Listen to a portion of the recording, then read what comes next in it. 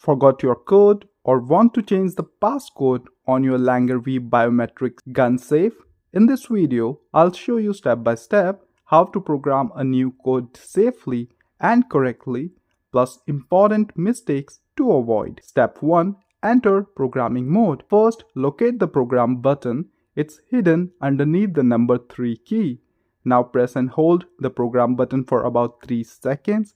As soon as you hear one beep and keys light up once, immediately remove your finger. Keep in mind, do not keep holding the button longer than that. If you hold it for around 10 seconds, you will hear 2 beeps and the keys will flash twice, and that will erase all registered fingerprints instead. So timing matters here. Step 2. Enter your new code. Right after releasing the program button, enter your new code immediately. Your code must be 4 to 6 digits. Take your time, but don't delay too long between steps. Step 3. Confirm the new code. After entering your new digits, press the program button once again, then release it.